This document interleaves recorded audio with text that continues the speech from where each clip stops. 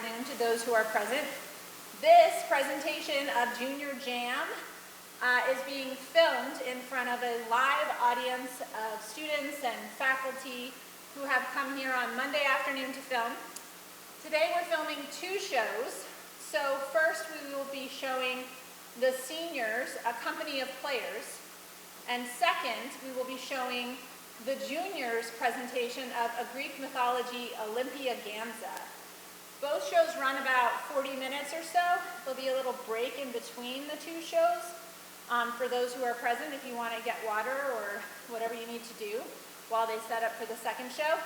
For those of you who don't know what Junior Jam is, it is one of the oldest traditions at BFA. It is a class play competition. It is entirely student-driven. So they elect a director, they choose a script, they set up rehearsal schedules, they audition, they cast, they choose technicians and designers. I basically hang out and try to offer help whenever they need it. But other than that, it's totally student-driven and run. And this year being such an unusual year, it's been really challenging because they don't have as much time with their cast. So some of these folks have rehearsed 6 or 7 times, and they are now here in this mad dash to present this to you all. So we hope you can be a warm and responsive audience both here and at home, and that you can appreciate this incredible effort that these students have taken to make this tradition continue. So enjoy the show, and thank you so much for tuning in and for coming on this lovely afternoon.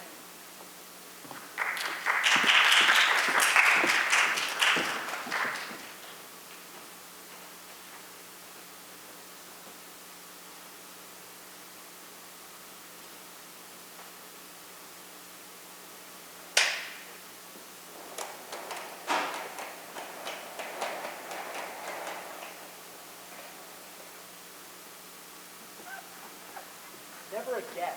Never again. What? Never again am I sleeping in a barn. My back is killing me. It was freezing all night, and I smell like cow. I was there too. I don't need a replay. Now, let me get these stupid things unpacked. I can't believe we're carrying this junk all over Europe. You're the prince. Tell that fat old guy to let the players be well bestowed. Do you hear? Shove them in a crappy barn? That's what he said, right? Just leave it. What the hell are we ever going to use this thing for? I'm telling the prince when we see him, because well bestowed does not mean shove them in a crappy barn. Did you just shut up already? What the hell did you expect was going to happen? Did you really think we were going to get to sleep in the castle? Why not? Why shouldn't I? I'm an artist. No, you're an actor. I can't believe you just said that. An artist is some guy they bring in from Italy or Holland to paint big pictures of them looking all royal and handsome and inspiring. They get to eat with the big shots, drink fancy wine, and sleep in a castle. That's an artist. We get to run around from town to town playing make-believe for a bunch of groundlings, getting paid next to nothing and sleeping in barns if we're lucky. That's an actor. That's the most depressing thing I have ever heard. If you believe that, why don't you become a cooper or a cobbler? Hey, don't knock coopers. My dad had me an apprenticeship all lined up to become a cooper. Let me tell you, there's a lot of money making barrels.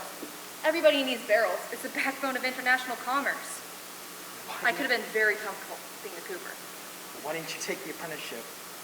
Who the hell wants to make barrels all day? Have you ever made a barrel? Same thing, day in and day out. Gets old.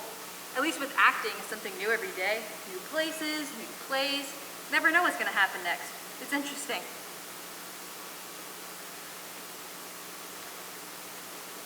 Don't be an ass. Anyway, I don't kid myself for 1 second that I'm an artist. On the social scale, actors are just below sin eaters and just above the people who clean out the chamber pots. You know what? You want to think that about yourself? That's not my business. But I am an artist. I have a skill, I have a craft that I hone and refine and bring characters and worlds to life. That takes a lot more skill than holding a paintbrush, telling some fat aristocrat to hold still. Okay, whatever, you're an artist, but you still slept in a barn last night, and you do smell like couch. Where is everyone? We need to start rehearsing. And where did you two sleep? In the kitchen. Well, that's just typical. Men sleep in the cold, damp barn while the women sleep in the nice, warm kitchen. Oh, it was just lovely. A hot, smoky room filled with rotten vegetables and 3-day-old venison. Sounds a hell of a lot better than a barn. What about it, Mr. South? How come the women got to sleep in the kitchen? I sleep where I'm told. Same as you. You're the company manager. You're supposed to make sure we're all treated equally. I don't need you to tell me my job. If you don't like it, you can remove yourself at any time. Well, maybe I will. And I'll find myself a company with a man for a manager. It's not right to have to work for a woman. Listen, you little weasel. If my idiot husband had not died from that sweating sickness, I would be at home at my leisure. But instead, all he left me was this miserable acting company. And until I can find myself a rich widower, this is all I've got. So I repeat myself, if you don't like it, you can leave. England is in that direction. If you start walking now, you'll be there in about 5 months. Mistress, I mean no offense. You meant no offense. You just said it was beneath you to work for a woman. Well, he kind of has a point. Women belong at home raising children, and they certainly don't belong on stage. You know what they say. No, why don't you tell me what they say? It's just that actresses are no better than, well, women of the night. Did you just call me a strumpet? It's not what I say, it's what society says. But yes. You want to say that to my face? Enough! I don't need any more of this fighting. And, by the way, if any of you could play a believable woman, I wouldn't have to hire a real one. What? I could play a woman. No, you play a stereotype. Not true. Go ahead, do some media for me. Oh, great Themis and Lady Artemis, do you see what I suffer? Though I bound him with mighty oaths, the perjurer, my husband! What was so funny about that? Where is everyone? We need to start rehearsing. Why do we have to rehearse? We're doing the murder of Gonzago. We've done it like 1,000 times. No, we were doing the murder of Gonzago. Now we're doing the mousetrap. What's that? A play the Prince wrote. It's a ripoff of the murder of Gonzago. Wait, who wrote it? The Prince. He gave it to Harry last night. And we have to have it ready for the performance. What's it about? King marries queen. King is killed by evil brother. And queen marries evil brother. But that's the murder of Gonzago. No, the prince rewrote it, and now it's the mousetrap. If there's no mice in it, then why is it called the mousetrap? How the devil do I know? It's an allegory or a metaphor, a simile, or something. Who cares as long as we get paid? Where's Harry? The prince sent for him this morning. Where did you meet this guy again? Some pub in Copenhagen? What prince is drinking in a pub in Copenhagen? I don't know. Harry said that he was just a regular guy, and then if we were ever near St. Albans, he'd hire us to do a show. Frankly, when I heard prince and castle, I was expecting a bit more. Well, it's not exactly Spain or France, is it? It's Denmark. I mean, no offense to the Danes and all, but we're not exactly in the elite circuit here. And what is that supposed to mean? Well, when I signed on for this tour, I was hoping to play some real palaces with a heavy hitter for an audience. Even London's better than this.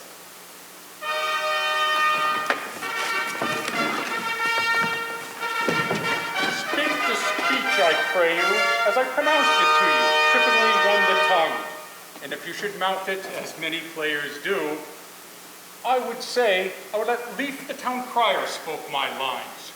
Oh, it pains my soul when some robustious periwig-pated fellow does tear a passion to tatters, nay, to very rags, to split the ears of the groundlings, who for the most part are capable of nothing but inexcusable dumb shows and noise. I warrant your honor.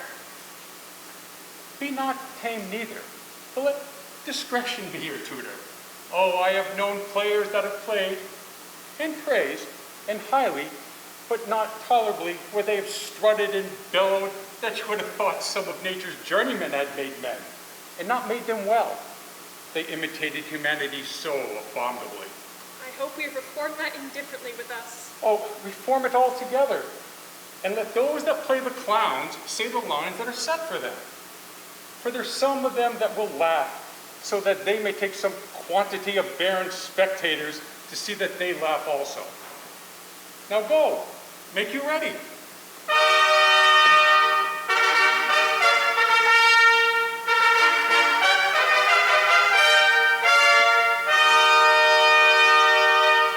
Who the hell was that? Prince? Hamlet. Say what? Was he drunk? Nope, he's just crazy. Not only does he think he's a playwright, but now he thinks he's a director, too. I thought you said he was a regular guy. He was. Back in Copenhagen, he was friendly and smart and funny, but now all this strange stuff has happened around here, and it's really weirded him out. What stuff? Well, first, his dad, the king, dies all of a sudden. And then, a few weeks later, his mom, the queen, marries his uncle. Ooh, that's disgusting. Tell me about it. But when you read the script he wrote, it gets even weirder. Because guess who's coming to see the play? His mom and new stepdad. It's gonna be a freak show around here tonight. Is he still paying us? Oh yeah, he's all excited to see his play performed. Good. Then let's get to rehearsing. Freak show or not, it's still a paying job. Where's Mandrake? Where do you think? Oh, for the love of... Did someone call my name? I told you not to go to the pub. Good madam. Where I go to find my muse is surely no business of yours. Where you go to find your muse? Is that what they call getting drunk nowadays? I would hardly expect you to understand the creative process. Do you want to say that to my face? Have you guys read this? Full 30 times, hate, Phoebus, heart gone round, Neptune, salt, wash, Tellus, old grass. Who the hell talks like that? And why is it in Danish? Who cares? He pays, you play. Mandrake, start directing. I was thinking we'd place the set in the final days of Rome. Everyone in togas and Roman legion uniforms, the sense of moral decay as the Huns and Vandals close in on the city. The magnificent glory of the once proud empire crashing down around them. No. What do you mean, no? I mean, no, as in no. We are not doing that. We are putting on the show in the setting and the time period that the playwright wrote it in. We are honoring the playwright's intent. I want to carry a spear, wear a toga. That would be amazing. Well, forget it! Putting it in Roman times isn't going to make it any better. And it's going to cost me a lot more money. And since we're on the subject, I want to show the audience can actually understand. So, cut out all the artsy-fartsy junk and just do the show as written. What's that supposed to mean? Tell the story. A nice little show about a murder with some very sketchy overtones. I don't want anything complicated or symbolic or moody or depressing. Give me an audience, a show and the audience can actually understand. And thus does the ethos succumb, not with blade drawn, but whimpering, as a beaten hound. See, nobody knows what the hell you're talking about. In a few short hours, we're going to be playing for an audience full of royalty and aristocrats. And due to extensive inbreeding, we're not talking about the brightest people in the village. So I repeat myself. Start rehearsing so we can get the performance ready, get a review from the prince, and perform at a real castle. Were not the Philistines of yore possessed of such a spirit? Once again, not a clue. Now, start directing, or you will find yourself directing children's shows in Copenhagen. Very well. Where's the stage manager? She's busy shoveling the couch. I'm here. What do we need to do? We need to start the casting process, my dear.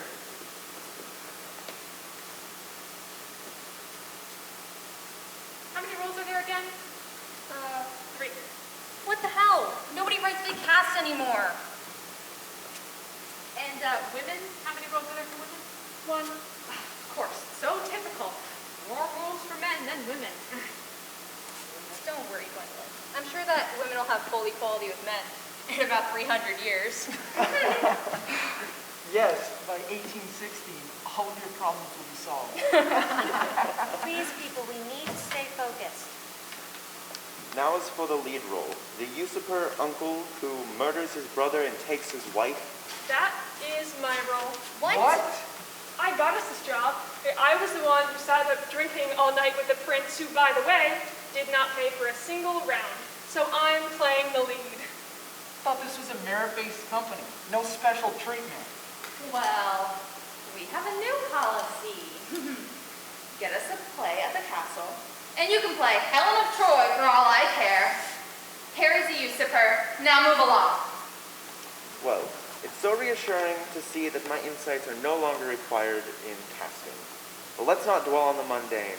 On to the role of the faithless queen. I have some questions about her motivations for marrying the brother. Wait, are we not auditioning for this part too? What? Don't I get a shot at it?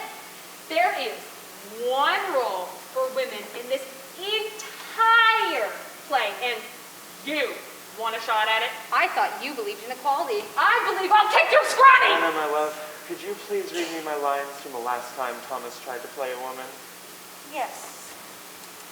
It is like my spirit is being drawn and quartered. Please, oh please, make it stop. I told you that dress didn't fit right. It was cutting off my circulation. Moving on, the role of the murdered uncle. Bartholomew and Thomas, it is up to one of you to play the tragic king who is murdered. Shall we see your audition? You want to go first? No, you go, and I shall follow. No, I always go first. How about you go first, and then I shall follow? I need time to get into character. Well, what about me? What if I need time to get into my character? What's so funny? Nothing. Do you want to say something about my acting? No, not at all. You miserable little prima Gentlemen, donna! please. It's important to... Mandrake? Anna, I'm trying to work here. Yes, and I know, and I'm so sorry to interrupt, but I just wanted to let you know that we only have 2 royal costumes left, and one only fits Harry and the other only fits Bartholomew. Well, that's just sensational. Congratulations, Bartholomew. Seeing as talent is no longer required in this company, as long as one fits into the costume, you shall play the tragic murdered king.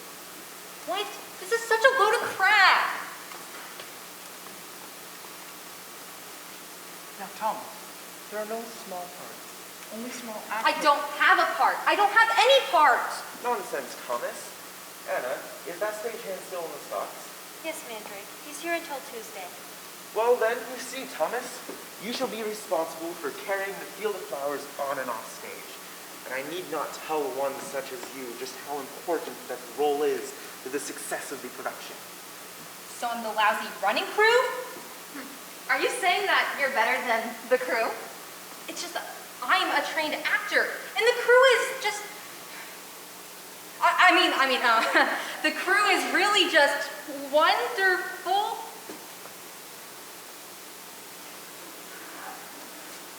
Well spoken. Now, we have our cast. Let us proceed with the rehearsal. Places, people.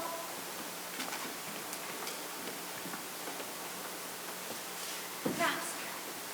Page 1, Act 1, Scene 1. The Dumb Show. Why are we doing a dumb show? The prince even said in his big speech that dumb shows, well, we're dumb. That's funny. This is a show for the royals. And since there have been no groundlings there, it's a dumb show. We're not doing a dumb show. He wrote a dumb show. He gets a dumb show. Okay, well, whatever. Move along. Let's talk up? I was wondering what concepts you had in mind for lighting. We inside or outside? We are performing in the Great Hall of Le Parc. Inside. Right.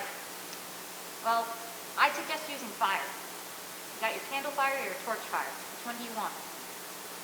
Well, torches add an eerie quality to the scene, but are rather smoky. Candles are gentle and calming, but rather dim. What would you suggest? I'd suggest using candles or torches. Thank you for your insight. Candles it is then. Now, for sound. Sound. With the size of the Great Hall, I'm concerned about the acoustics. I was wondering what you had in mind for amplification. You, say a line. Full 30 times hath Phoebus cart gone round. Say it louder. Full 30 times hath Phoebus cart gone round. Neptune self-washed till it's old ground. Anything else? In regards to music, I thought a lute would be lovely. We don't have a lute. We have a recorder, though. Everyone uses the plastic recorder. It's so cliche. A lute would be something new and exciting. We don't have a lute. I could have someone bang some sticks together if you'd like. Bang some sticks together? That's just sensational. So much better than the dulcet tone of a lute. Why didn't I think of that? So you want the sticks? No! Just use the stupid recorder and tell that buffoon that I do not want hearing hot cross buns again. Now, can you please begin? Yes. The Mousetrap. Page 1, Act 1, Scene 1. The Dumb Show. Enter a king and a queen. There are no flowers. Thomas! What? Where is the field of flowers? You were supposed to bring in the field of flowers. Where does it say that? In the stage directions. The guy didn't write any stage directions. They're implied. Well, he can imply Just mine. put on the field of flowers. Fine.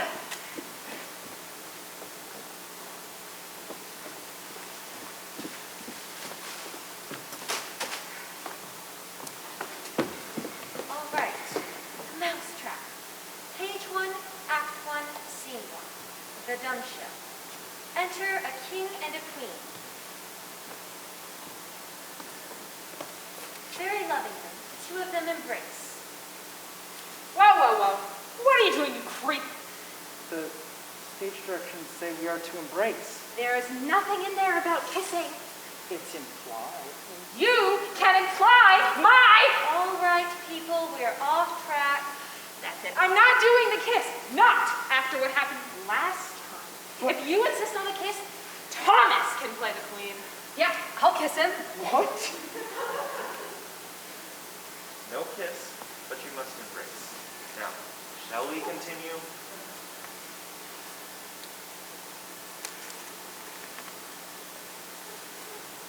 He lies him down upon a bank of flowers.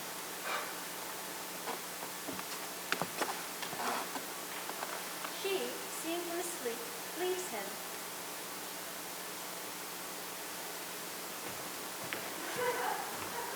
Anon comes in another man.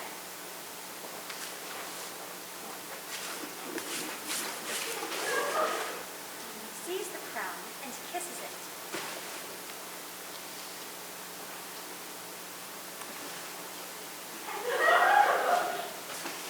He then pours poison in the sleeper's ear.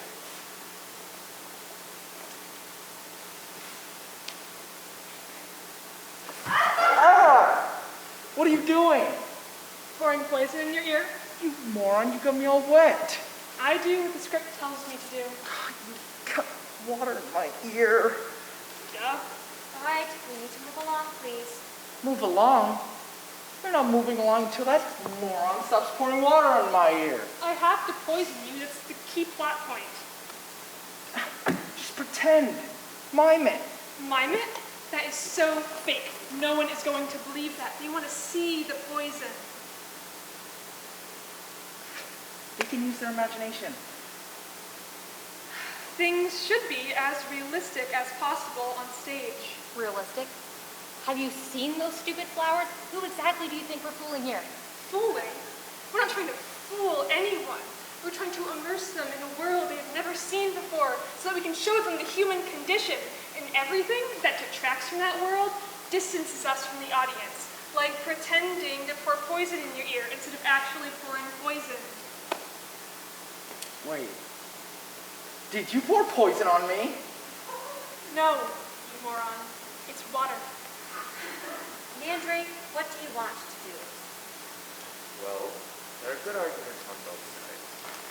If one were to only be literal in the interpretation of text, then it limits a world, a fantastical world in which imagination can... Here's how you solve it. I don't want any water stains on those costumes. Mistress Alice, well, I grant that you own this company and must insist that it matters over to If he stains those costumes, you'll be the one to bring it down to the creek tonight and wash it out by the rocks. Timing, poison, for. Thank you for your thoughts, Mary. And in fact, the miming of the poison.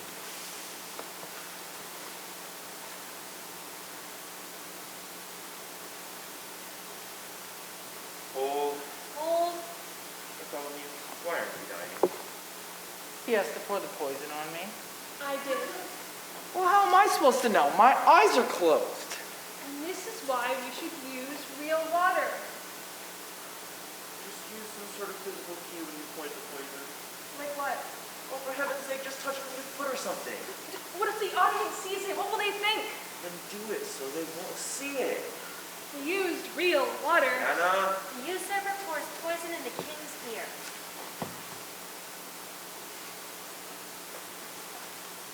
Ah! I've been poisoned. Who has done this most base and treacherous thing? Ah! Hold. Hold.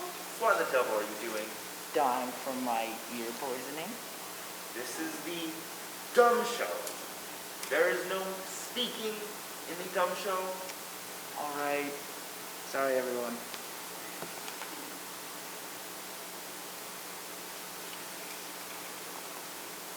The usurper pours poison in the king's ear.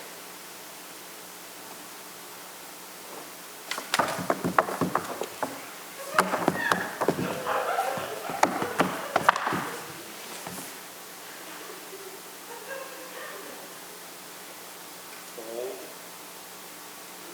Hold. While I appreciate your most impressive display, I think it would be better if the king simply dies in his sleep. What? And it's not that what you did looked wrong, per se. It's just that the scene would be so much more dramatic if the king simply passes away in his sleep without even so much as a murmur. So, I mean, you should just lie there and pretend to be asleep, and then just lie there and pretend to be dead? Exactly! Well said. If you think that I... You're dead.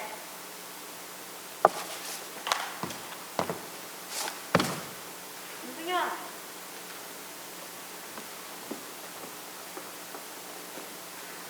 Queen returns and finds the king dead. She makes passionate action. Say what? She makes passionate action. What does that mean?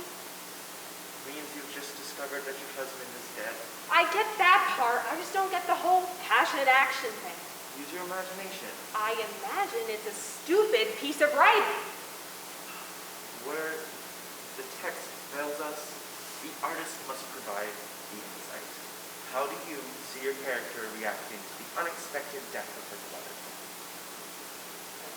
I don't know. Well, perhaps we can use some memories to help us along. Have you yourself ever experienced any loss? My whole family was wiped out in the Black Plague. Good! Well, not good in the sense that your family expired? I mean good in the sense that we can use these real-life experiences in your performance. What, for example, happened when your family was wiped out? Well, They boarded me up in my house for 3 weeks until they wanted to make sure I couldn't infect anyone else. How did that make you feel? What? How do you think it made me feel? It made me feel awful. Excellent. Now expand on that.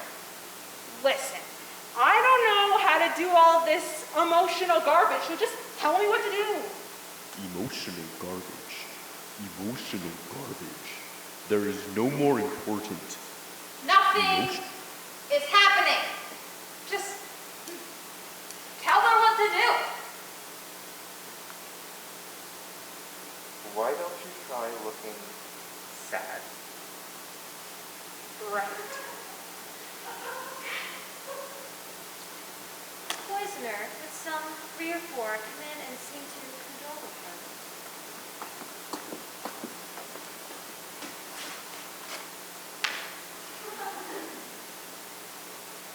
Old. Old? Where's the beer for? What?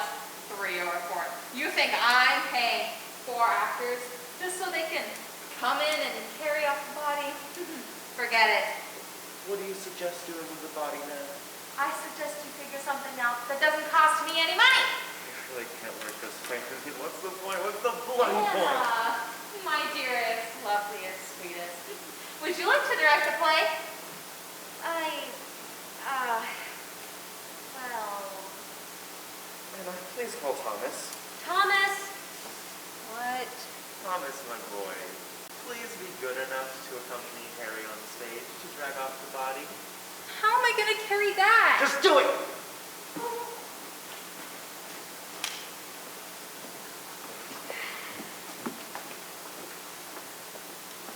Poisoner, with some 3 or 1, come in and seem to condole with her. The dead body is carried away.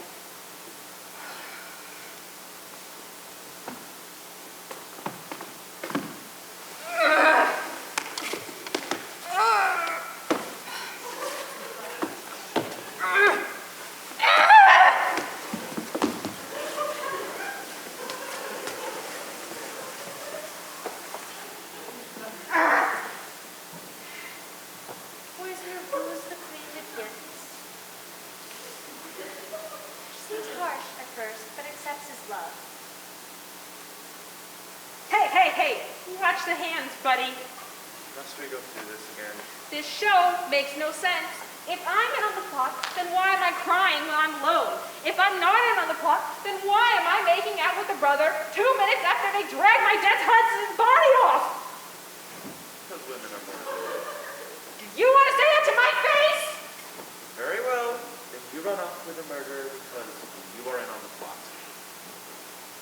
Because women can't be trusted. Oh my God, are you kidding me?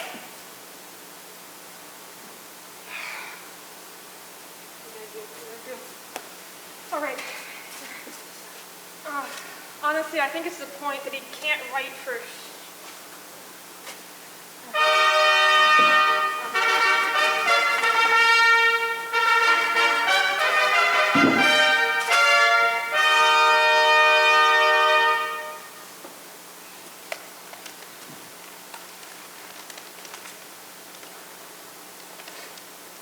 Good Calges, my Lord Emmet bids me to bid you to make ace.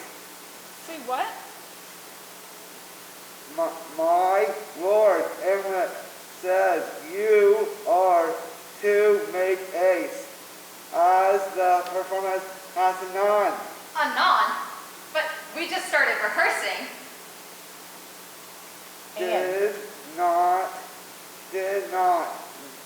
Did not, my good Lord, give you biscuit blasi. 1 copy? I was up all night writing out more copies. And we had to sleep in the bar.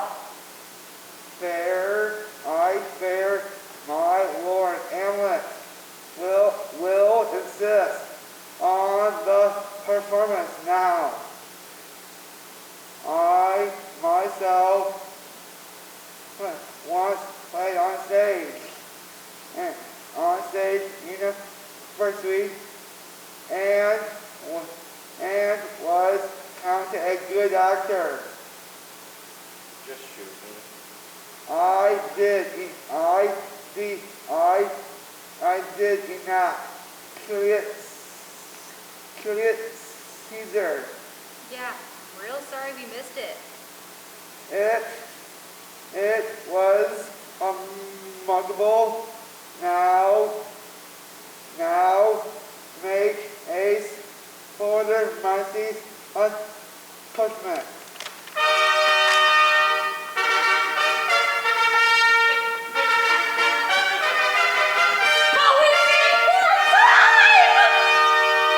What are we gonna do now?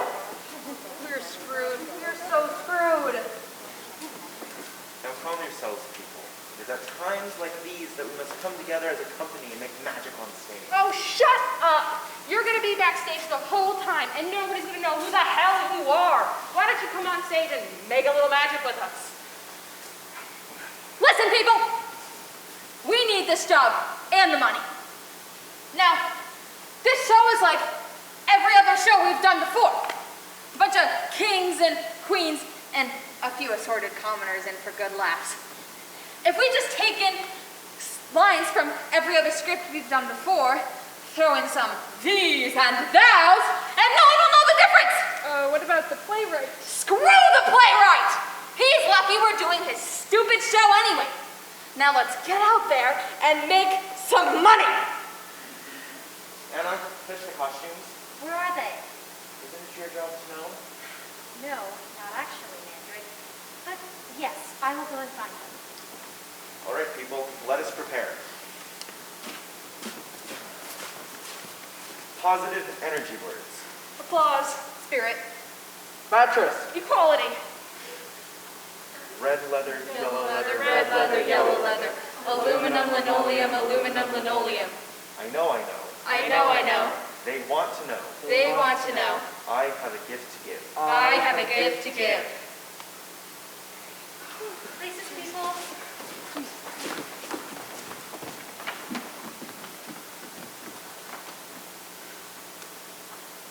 Upon my soul, this is going to be the worst performance in the history of theater!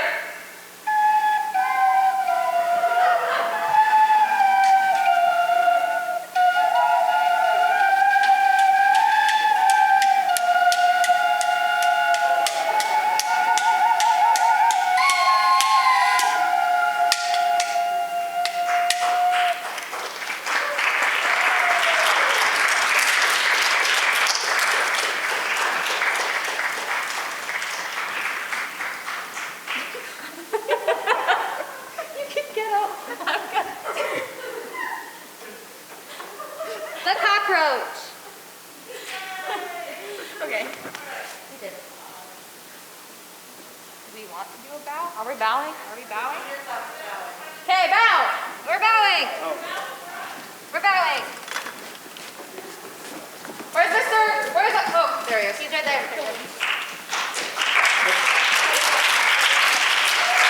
Have I tied my shoes today? Yes, I tied my shoes today.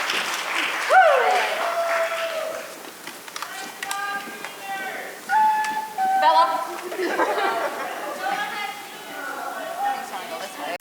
Junior techies. Hey, can you get on headset if you're not on? Thank you.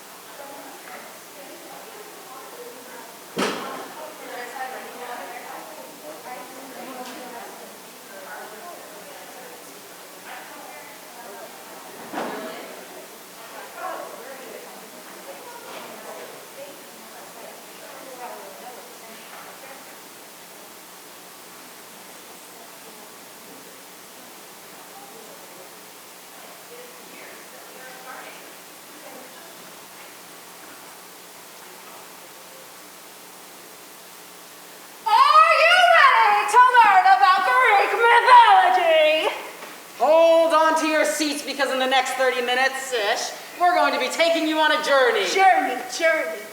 Into the mind of ancient Greek. Thrills, gyrations, aggravations, exhortations, other things. I'm talking about sons who killed their fathers, who had some other children, who had like 25,000 heads, and they're all poisonous and eating things, and it's awesome. My name is Pilot. Yes, that's my real name, and I will be your captain today. Captain. And we will be guiding you into the murky depths of Greek mythology and taking you back again out on the other side. And my name is Emily, and I am the Pied Piper of Cool, the Lieutenant Spock to your Captain Kirk, the father of fables, the legend of legends, and the front band of this merry band of misfits. What we are going to do tonight, Prepare to be amazed. what we are doing, It's awesome. just let me tell them, okay? It'll blow your minds. You'll be like, wow, that's what I'm talking about. That's what I'm talking about. Anyway, we're going to betray Greek mythology for you right now. Right now. At first, there were Titans. The king of the Titans was Kronos. My loyal subjects. Or subjects. And there were many Titans. People like Prometheus and Epitheus and another guy and a guy and Oceanus and Uranus.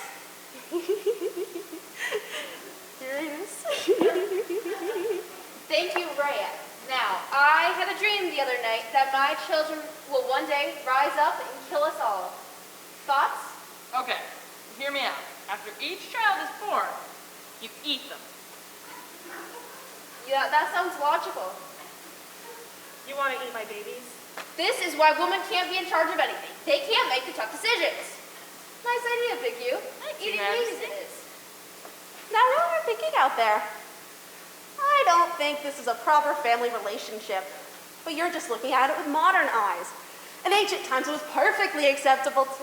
No, okay, it was always weird. Kronos, can we talk? Sure, honey. What's up? This is hard for me to say, but I'd like for you to stop eating our babies. Nag. That's all you ever do. So, Rhea did the only thing she could do. They went to therapy. That's interesting.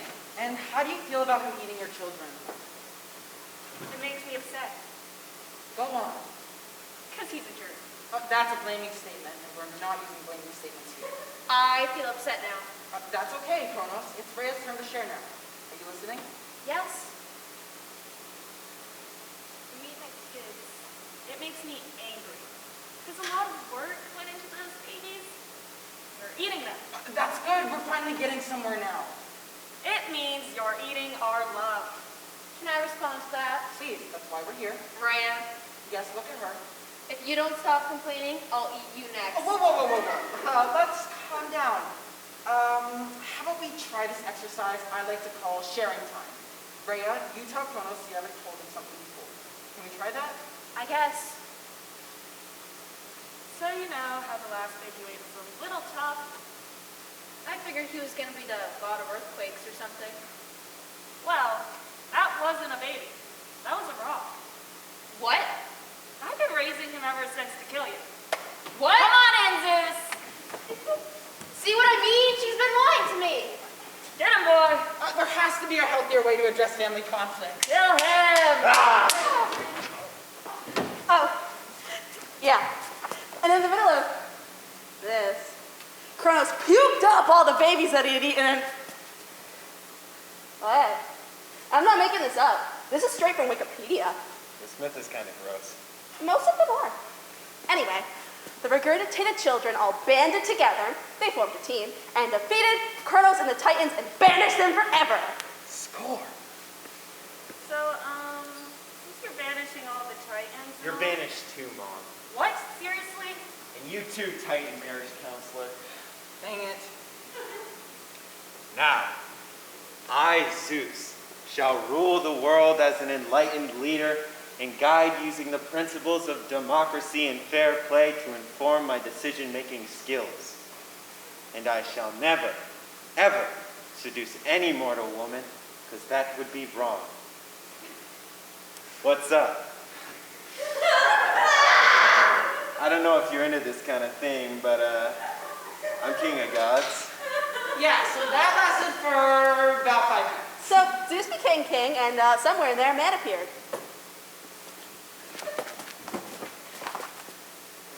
Zeus didn't like man so much, so he decided to punish him for all eternity.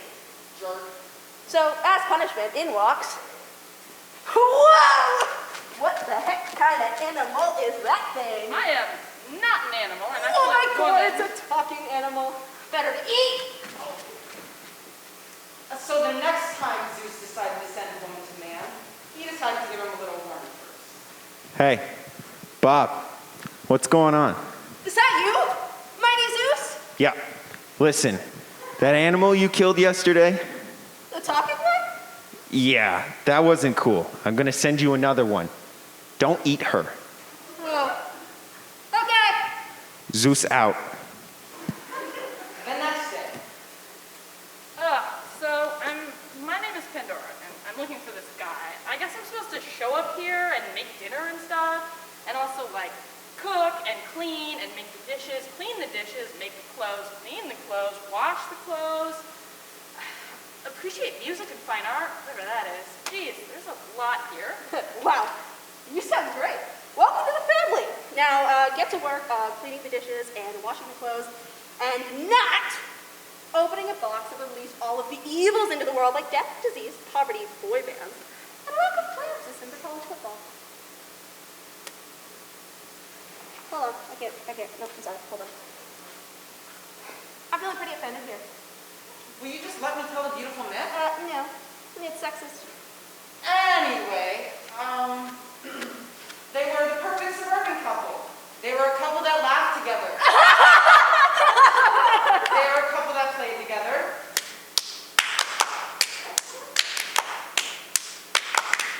And they didn't have a care in the world. We do not care in the world! But then, automatically from the point of the story, everything changed. What's that, honey?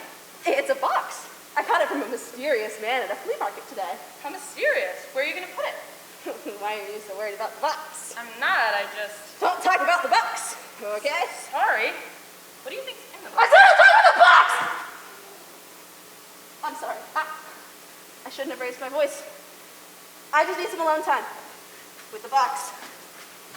Their lives changed. It grew stormy, which is symbolized by storm. Honey, can we talk? No. I know you've been having a tough time at work lately. Can you just leave me alone? Please, just leave me alone. I think you've been spending too much time with the box. And the truth comes out. You're just jealous of the box, aren't you? I am not jealous of the box. Liar! What's in that box anyway? Don't talk about the box. You don't understand it. You don't love it like I do. You love it? Yes! Why is that so hard to understand? She listens to me. She gets me. What could she do? Honey, I've come to a decision. It's me or the box. The box. Really? Yeah. And the box and I have come to a decision. You need to be killed.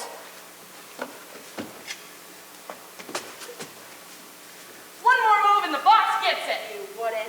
Try me. Drop the gavel. I'm not going to be replaced. Not by someone younger and boxier and made of wood. I love you, man, and I love this marriage. I'm not going to let this come to stand between us. No! No! Never! Pandora! No! Pandora, I love you! Don't die! Please don't die! Please!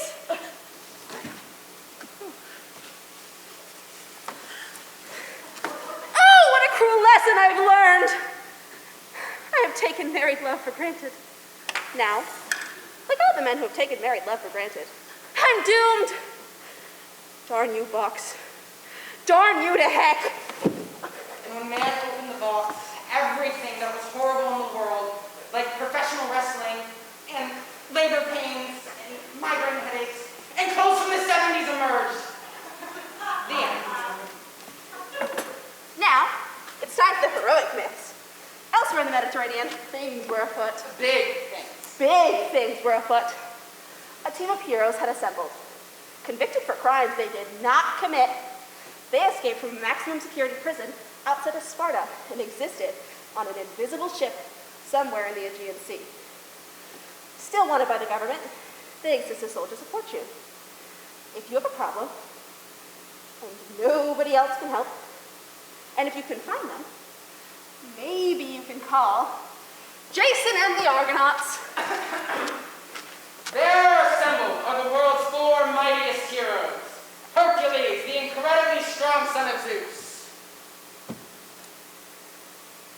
Orpheus, master of music. Atlanta, extremely fast chick. And Jason! He's just a guy. And they were joined by the 2 junior members, the Wonder Twins, Castor and Bellows. Now, Jason and the Argonauts is a story I'm sure you're familiar with. Yeah, it's, is that the one where the sea monster jumps out of the ocean and there is a flying horse? No. All right,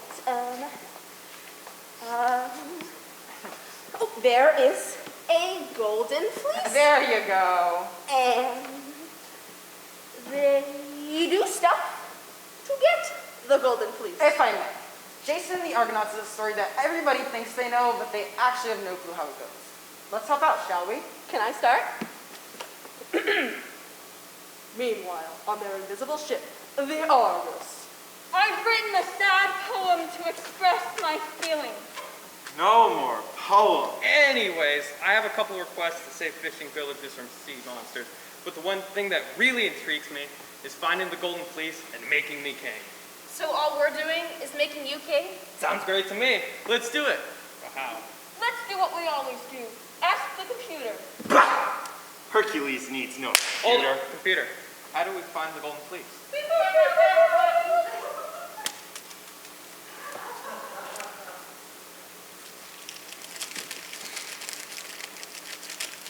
It says here that we have to sail to the island of Minos, single-handedly defeat an army, and destroy a sleepless dragon.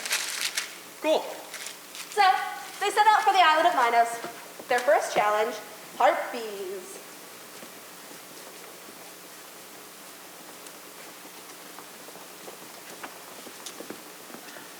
Squawk, squawk! Ah, harpies! Oh no! What the heck are those things? Squawk, squawk! I just said there were harpies. Weren't you listening? Fun fact, the word harpies can also describe a nagging woman.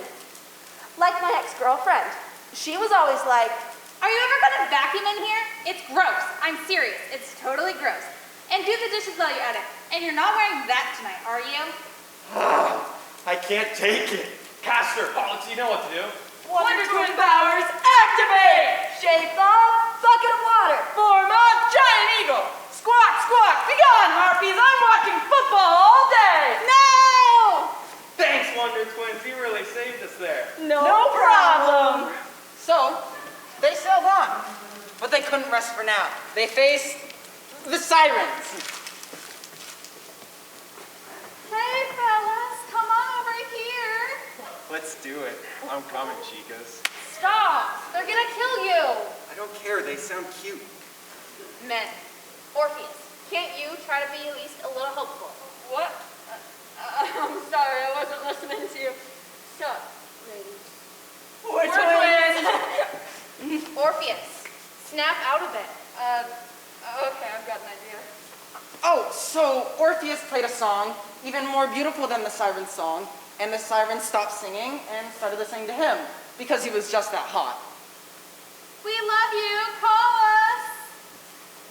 I love you too. You're pretty. In a manly way. What are you doing after this? Because if you're free, we could have a race. Well, And if you win, then you can marry me. that sounds nice. And if you lose, then I could kill you. I'm not really all that athletic. Stop this banter. Look, another challenge. It was the island of lonely single women! Yay! Hey fellas, we're just an island of lonely single women. Anybody up for some cuddling? Wait a minute. There's no island of single lonely women. Yeah, there is. Their husbands were all That's ridiculous. so devoted. They all got together and killed them! We were looking for commitment. Let's get out of here. That was a close one. Yes, once. Their next island held a princess, Medea. Hey Argonauts, Hi, Medea. can I come hang out on your boat? Sure. Hey, your name sounds familiar. Isn't there a Greek tragedy named Medea? You're imagining things. I love you. I love you too, and I'm sure nothing bad's gonna happen in this relationship. Wait a minute. All this story seems like it's a bunch of womanizers sailing around fighting girls. Isn't there anything else they can do? Okay. Skipping forward. They defeat a dragon, they flip dragons too, they turn into 1,000 zombies, the zombies attack. Brains! I said there were 1,000 zombies. How do you want me to do that? You're an actor. Figure it out. Ah! Zombies! Argonauts, assemble! It's clobbering time. Wonder Twin. Powers activate. Shape of bucket of water. Form of T-Rex. Brains! There are too many of them. Captain! Caster, get in there! I can't! A bucket of water! Jason, I have an idea. I could run fast. I could run so fast that I could run into the future, go to the library, check out a book, and discover how we defeated the zombie army. That sounds logical. Do that! Wait a minute. Aha! Hey! I'm back from the future. Whoa, that was quick. It says here that all you have to do is throw a gold coin into the middle of the horde, and they'll all kill each other fighting for it. Great. Who's got a coin? I've got one, but I'm a bucket of water. I don't carry cash. Hercules, got any money? I'm not loaning you any money. You'll never pay it back. Roll the coin in the middle of the zombies. Up.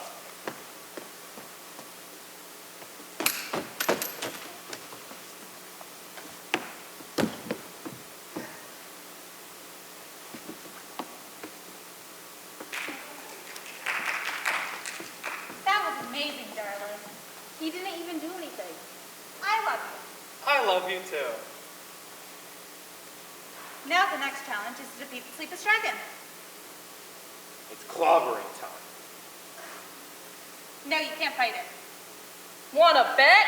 Wonder Twin powers activate! Shape of bucket of water. Form of dragon, slightly larger than that dragon. Oh, wait. Can I be the dragon this time?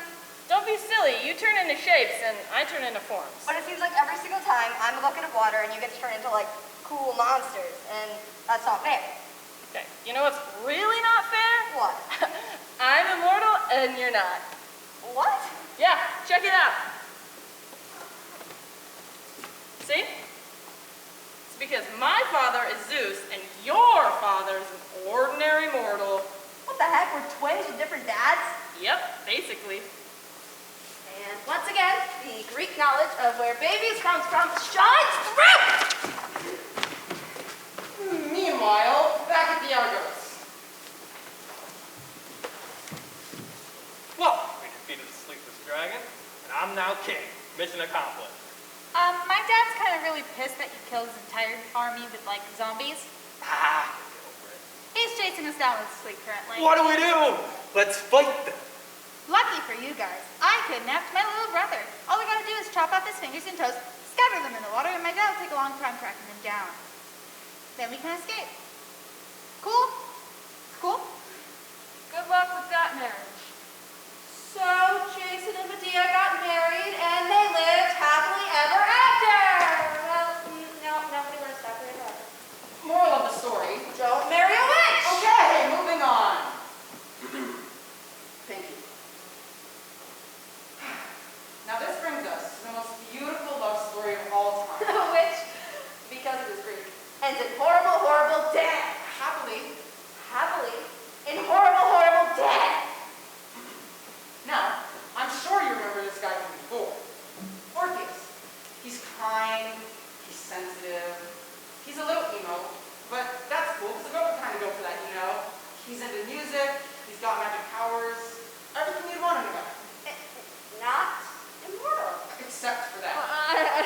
was immortal.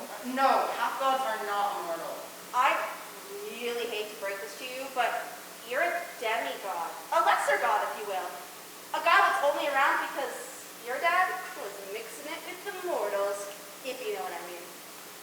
This is why I'm depressed. My father was never around when I was growing up. The only thing I've got is my music. My music and dark clothing.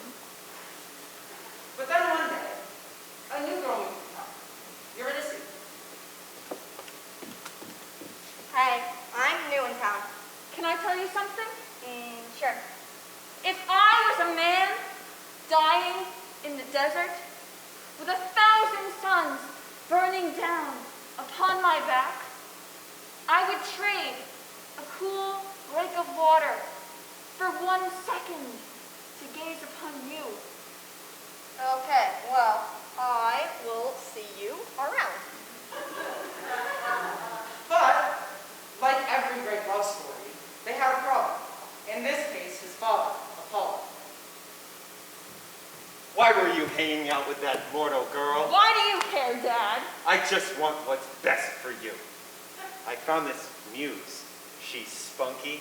She's a little punk. I know you're into that kind of thing. Stay out of my love life. Hey! I am your father. You're not my father. You're just some guy who comes around every once in a while and then goes back to being the son. Well, I hate you. You got it? I hate you. Why do you think I wear black, huh? You're going through a phase right now. Like the moon. Shut up! Just shut up. I'm going to go write in my journal. Do it outside. You can get a tan. Never! The next day. Hey, so, what are you doing tonight?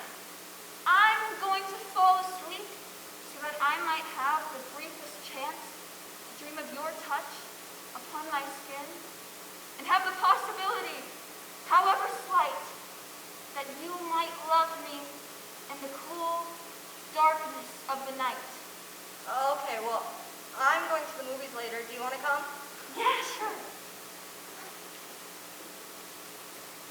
Son,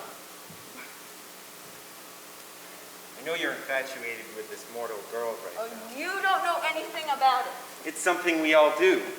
But you're not seriously considering marrying her, are you? I mean, we're different than them.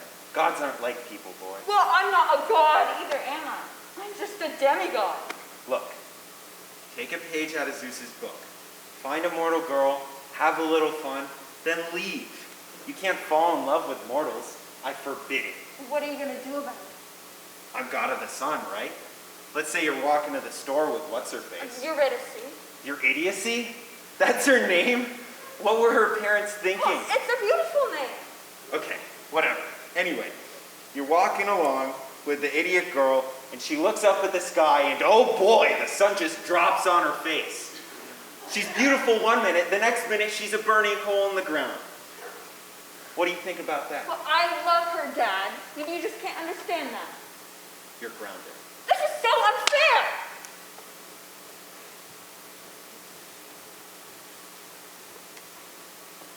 Hey, When springtime... stop. My dad says we can't see each other anymore. What? He had like a dream where the sun came down and it burned our house. And he took it as a bad sign, so we have to break up. I love you. You can't do this. I'm sorry, Orphe. I have to go. I love you. So, Orpheus did what any immensely poetical guy would do.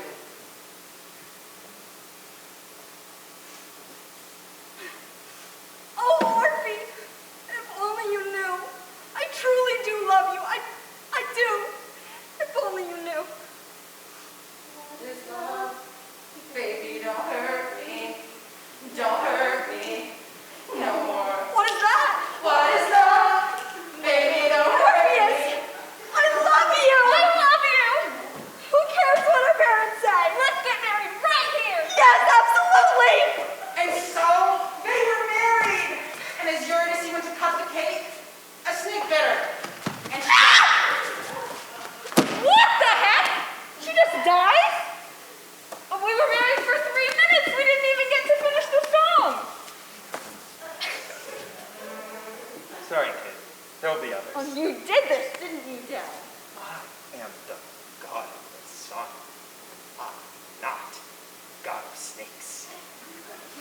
can't help it if she has bad luck.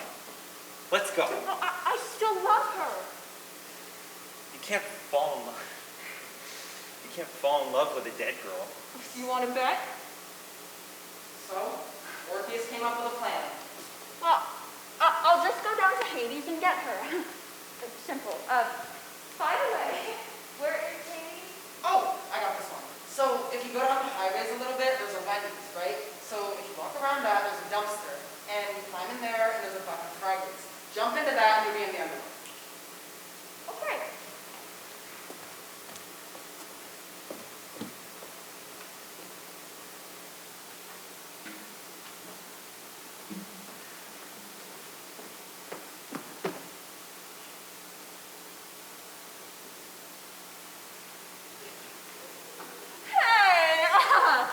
Funny story, I'm looking for my girlfriend. None may pass. Oh, yeah, but true love, right?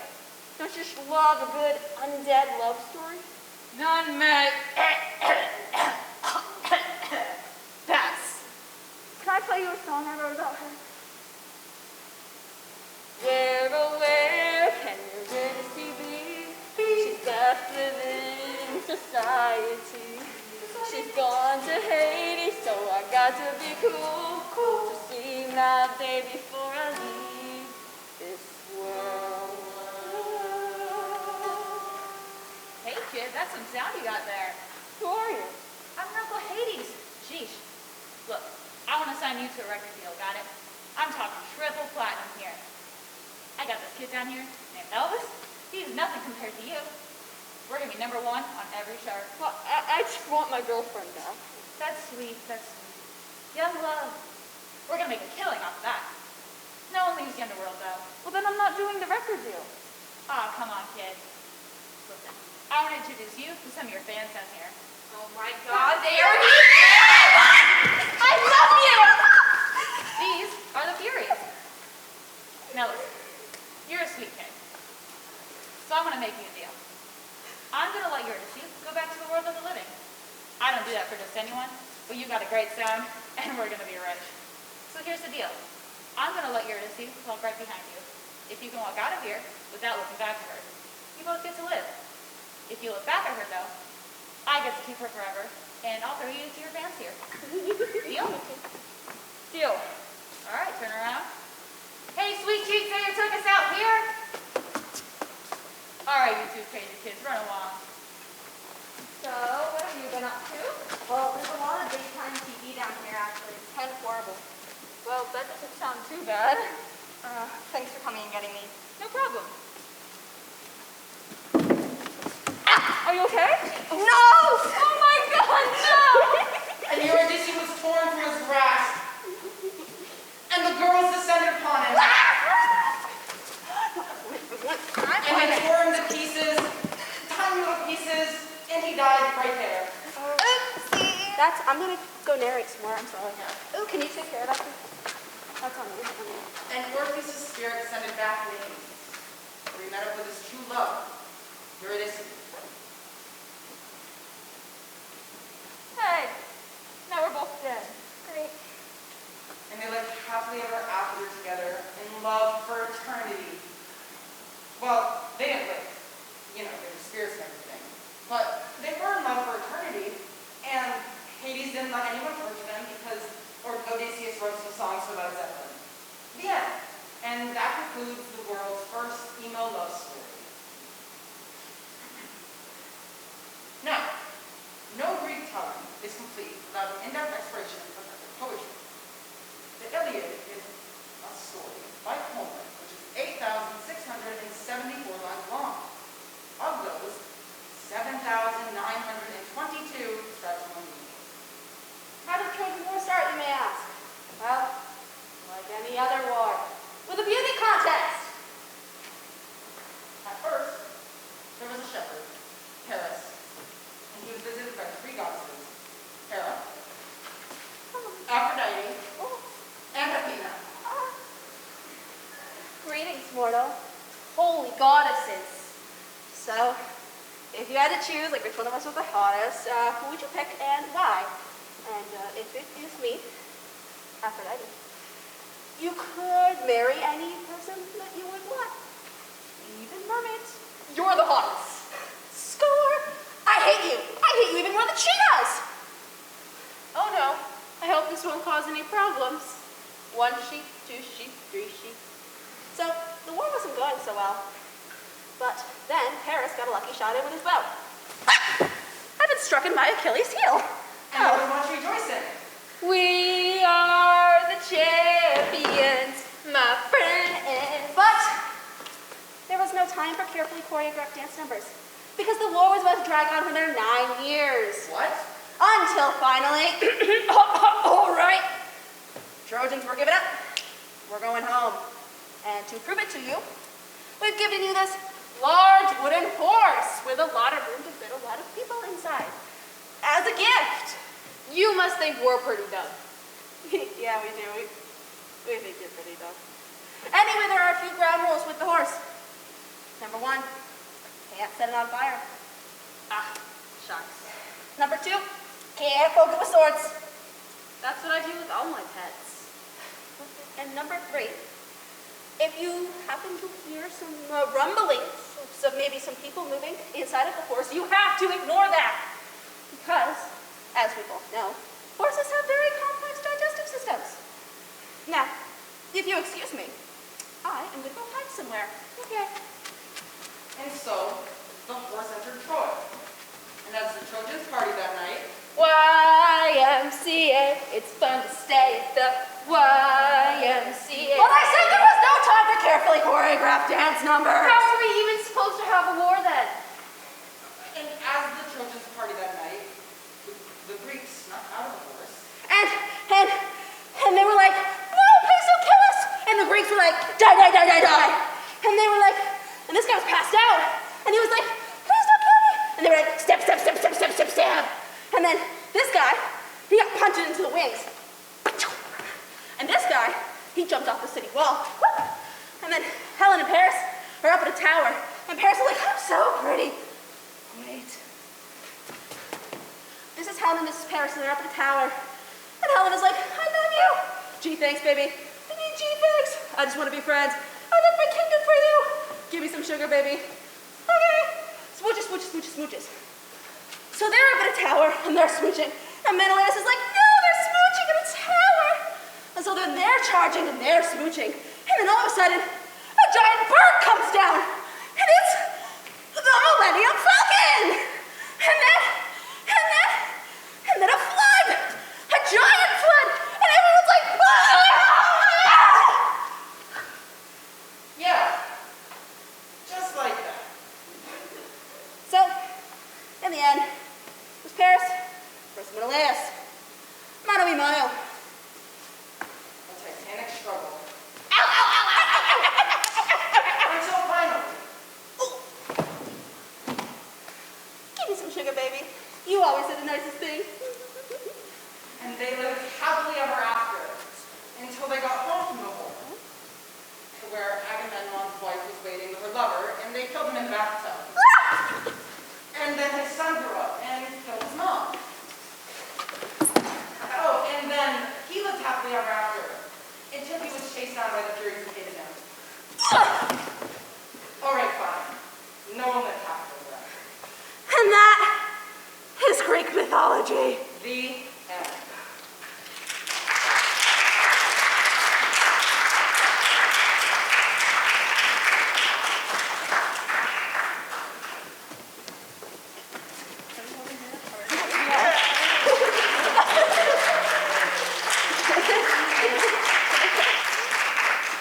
My hands are sweaty, guys. I'm really hot. Oh, you didn't hold hands with Mark? No, we didn't. I can't hold hands with Tyler either. Everyone's talk.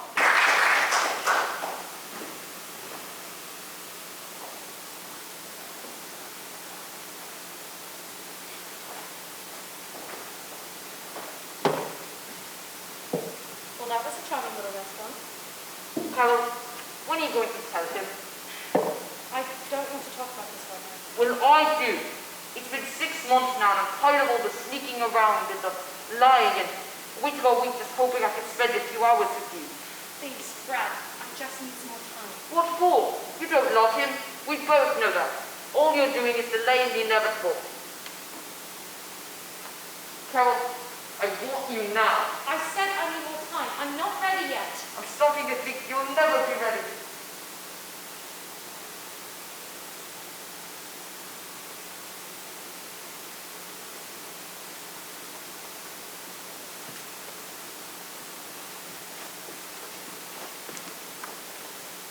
Hello? Oh, hello, Jason. How did the Wickerman account go?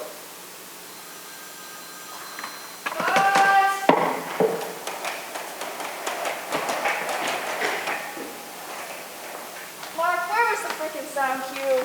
Hey, don't yell at me. Steve changed the line again. I did not. Yes, you did. You do it differently every time. What was the line supposed to be? I am starting to believe you will never be ready. What did I say? I'm starting to think you'll never be ready. That's the same exact thing. No, you said I'm instead of I am. Think instead of believe, and you'll instead of you will. Oh, for the love of Mike, I give up. Andy, you take care of him.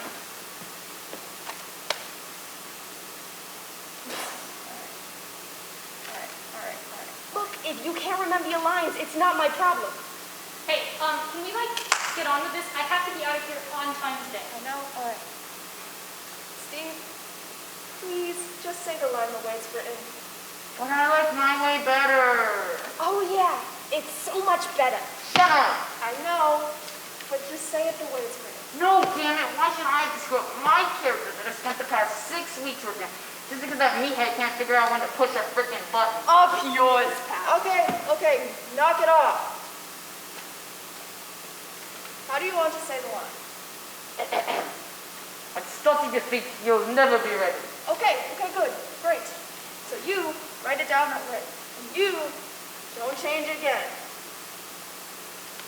Fine. Sure, as long as Prima Donna's happy. Did you get those flats finished yet? No. Why not? Well, they won't fit through the door. What do you mean? I mean, they won't fit through the door. Why not? Because they're too big. Oh, come on! Andy, I have to leave at 4. I know, honey.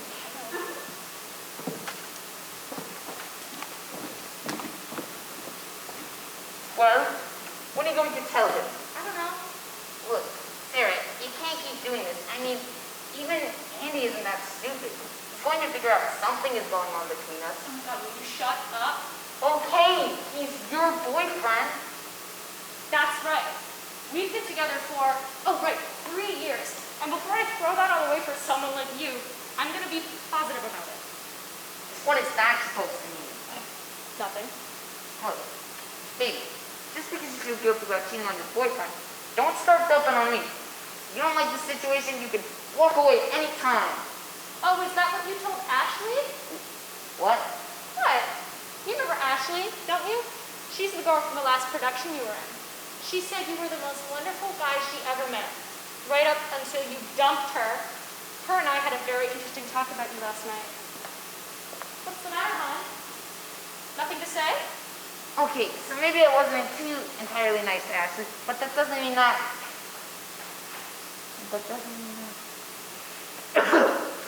Line. Hell, Richard!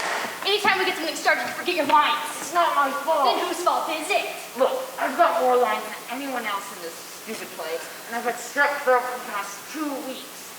I still can't breathe. Why don't you grow up? Just what's your problem today? My problem? I'll tell you what my problem is. I'm stuck in this lame-ass production with a bunch of amateurs who can't act, and a director who thinks he's God's gift to the theater. This play is going to be the biggest flop in the world, and this is how I get to end my acting career. What do you mean? You're not quitting the play, are you? No, my parents' business is going bankrupt. There's no money left. I have to drop out of school. Can you get a loan? I've already gotten every loan there is. There isn't any money. Cut! Alright, so Beth, this time I'm gonna have you kneel when you're crying instead of sitting down, okay? Oh my God. Like it makes a difference. This thing is so confusing. No one's going to know what's going on anyway. She's right, Pam? This place sucks. Okay, I know this isn't Shakespeare or anything, but it's gonna be a great play, I promise you. Yeah, right. Well, I mean, we gotta try. I mean, what do you want to do, quit? Yep. Oh. Okay. Well, fine. But you can all kiss your equity cards goodbye. I mean, don't you know that I know this place sucks? This is my first paying job as a director. And I'm gonna make it work no matter what. And if any of you don't like that, you can go to hell.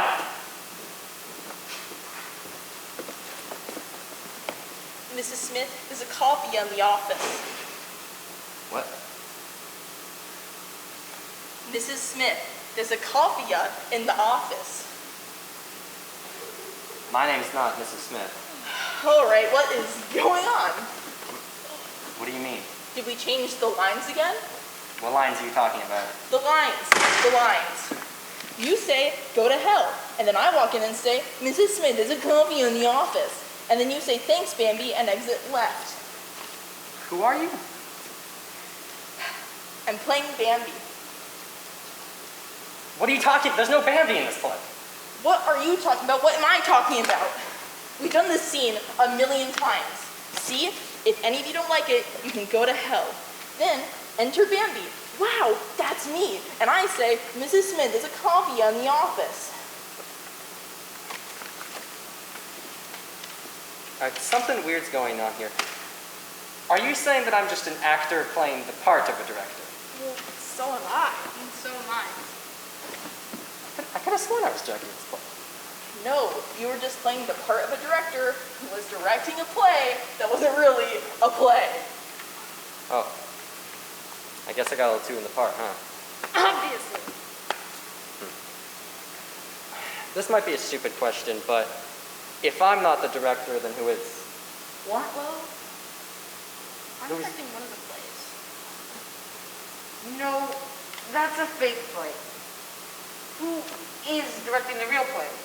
What do you mean, the real play? Not the plays within the plays, but the play with everything in it. I literally cannot remember who the director is. I mean, things got so confusing with all the plots and stuff. Hello? Hi? Is anybody out there? Anybody at all? Hey man, Vernell just burned out the last of the blue gels. What do you want me to do about it?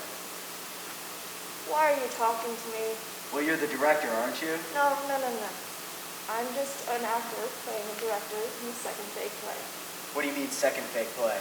The second fake play. So who's the director? We're not quite sure. What do you mean you're not sure? See, it's a little confusing. Okay. Well, when the director shows up, tell him we need some more Fresnel and blue gels. I'm gonna go get a smoke. Oh, this is ridiculous. Somebody must remember who the director is. well, when we all got here this evening, was anyone else here? Oh, yes. Well, Brad and I had just got back from dinner. No, that's the play that you guys are doing. Right. Brad, do you remember what happened? What name is it, Brad? It's Steve. No, it's not. It's Bob. Steve is the character you're playing in the second fake play. Oh, right. I knew that. Thanks, Scott. My name's not Scott. Oh, what is it again?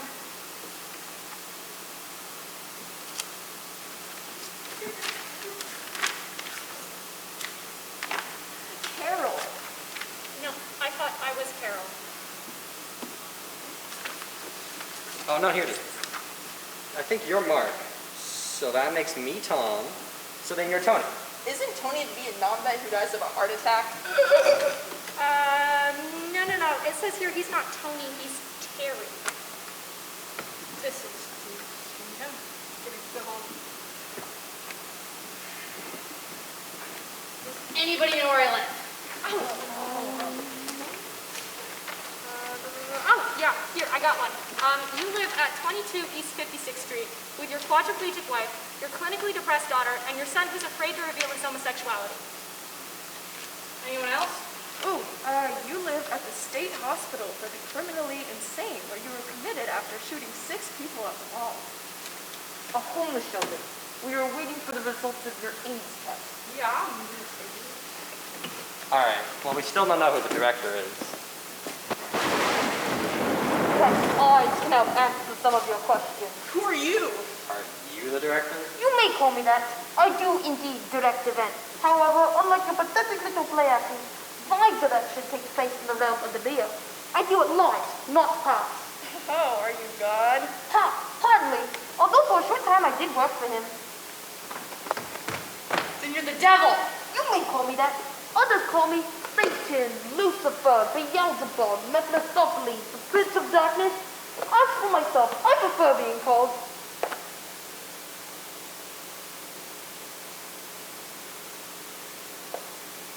What? Mark!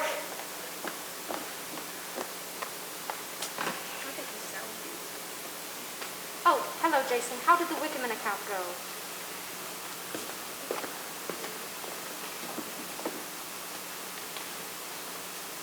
Sorry, my bad. Some men call me Satan, Lucifer, Beelzebub. Oh, forget it. It was really, really lame.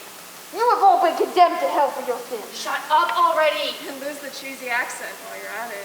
Okay, it wasn't cheesy. If it was any cheesier, they would put it in a can and people could spray it on crackers. Well, I thought the double thing was a great idea. Okay, my cousin has done 8 million times before. Well, what if I was an angel instead of the devil? Angel, devil, it doesn't matter. You still can't act. Alright. What are we going to do about the play? The play? There is no play, you fool. Haven't you figured it out yet? There is no play, and there is no director. There's no reality here. Existence, identity, home, those are just meaningless concepts.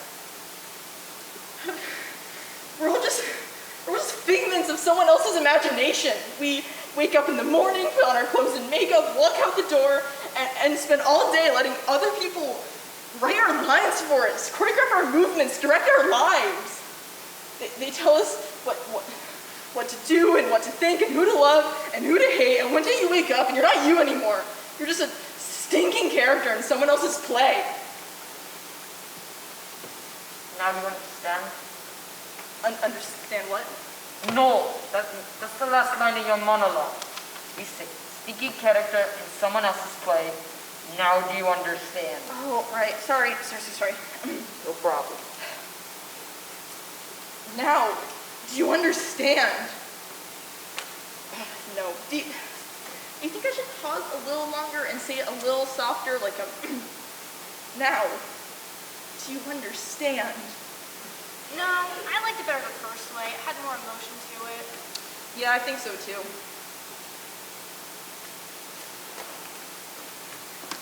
Oh, I'm sorry. You know, this reminds me of when I was a little girl. One day, I went fishing with my father. I remember it was a bright sunny day, and the seagulls looked like delicate little clouds. My father said we had to buy some bait first, so we went to this little shack underneath the boardwalk. There was this old immigrant man with a scar across his face and these horrible yellow teeth. And then my father said we had to buy some bait, and so the old man opened up this big can, and then my father told me to look inside, and I did, and there were thousands and thousands of worms, and they were squirming and crawling all over each other with their blind faces staring straight at me. I started screaming and running down the boardwalk, just trying to get away from those blind faces staring straight at me. Finally, my father caught me and took me home. So you see, Josh, I can't marry you. I'm sorry. Who's Josh? Damn it, Betty! I don't give a damn about worms or old immigrant men or your painful skin condition. I love you. I need you. And I ain't ever gonna leave you. Dad? What? Dad, it's me, your son Bobby. Your dad was killed in that plane crash in Venezuela 15 years ago. But I'm alive. Why the hell did you just do that? Do what? Bruh, our scene. What did you butt in for? Well, I needed something to do. Use your own bloody script.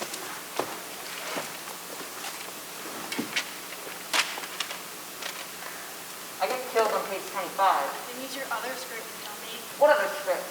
In the play, you're an actor in the play, so instead of using the script for the play that you're in, use the script for the play that you're in the play. Duh. Oh, I get it. But should I be the character from the play I'm in, or the character from the play I'm supposed to be in? Or one that's both, or either? Wait, that doesn't sound right. Well, your character in the play is a handsome young man from a wealthy Eastern prep school. But you do get killed on page 24. On the other hand, your character from the play that you're supposed to be in the play, is a small, dwarfish, evil-smelling con man who pretends to be blind, you know, at the streets of New York. However, he doesn't die, he just gets stepped on by a horse. So what we're talking about here is the basic philosophical question of whether it's better to be rich and handsome but die young, or short and smelly and get stepped on by a horse, but you don't die. Gosh, that's a tough one. Yeah.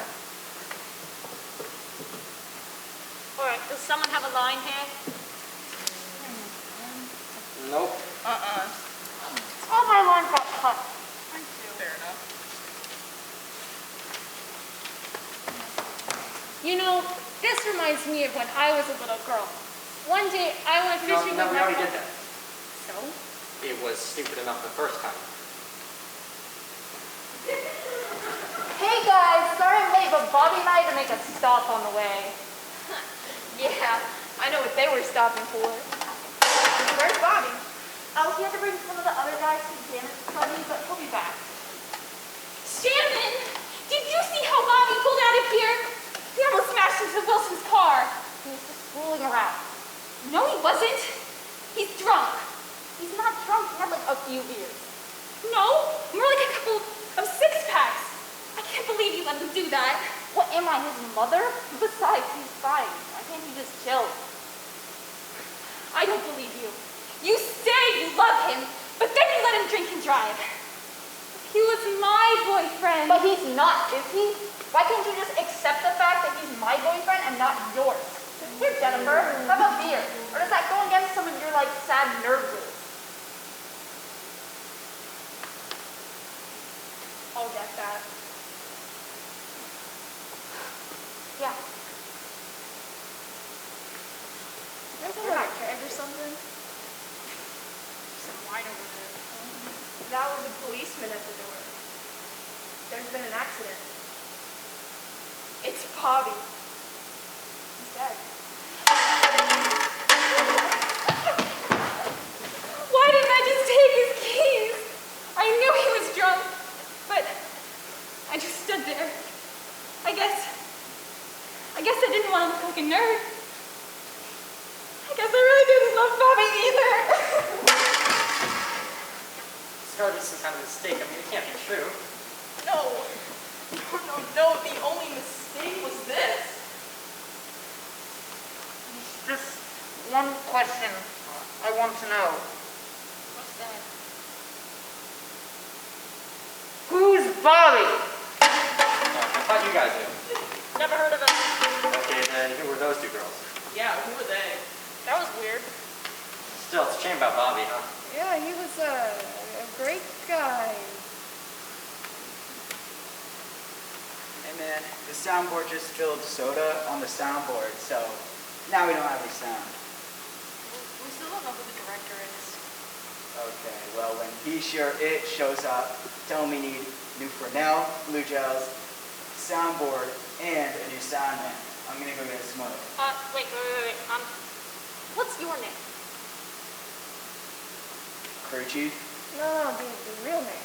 That's all it says. Yeah, but don't you want to know who you are?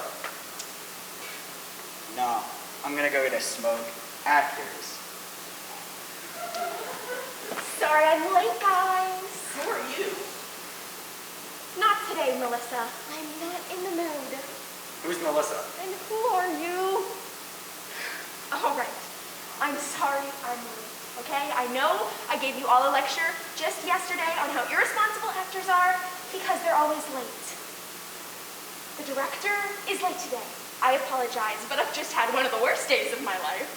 And I'm afraid we have something to talk about. Whoa. You're telling me right now, you're the director? You idiot! Did you not just hear a word I said? My husband, the man I swore to love forever, just 6 months ago, told me this morning that he was very sorry, but he had fallen in love with another woman and was leaving me to go with her to Florida. I don't know what I'm gonna do. I'll have to go back to Columbus. Not even a year in New York, and I'm already running home to Mommy and Daddy. I'm sorry. There's just no way I can direct this play.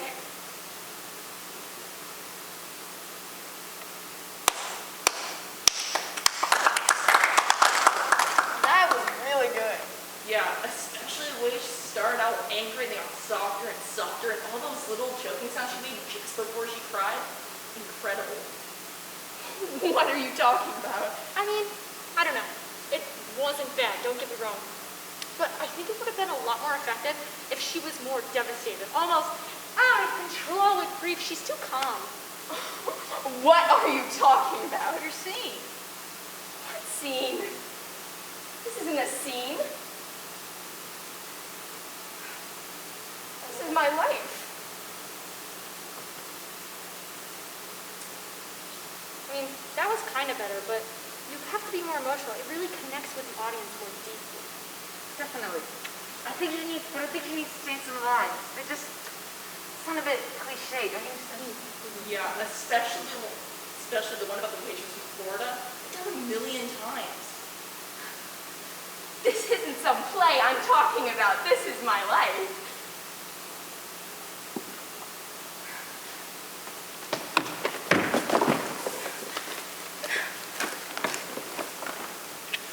Oh my God. I see what's been going on here. We've all become so wrapped up in our own lives, in our own careers, even our parts in this stupid play. We've become unfeeling robots. What happens to us? We all mean well. We all try to do good, but somehow it just isn't enough. Please forgive me. Please forgive us. All right, who blew their cue? Well, look at me, man. Why are you doing this to me? What did I do to deserve this?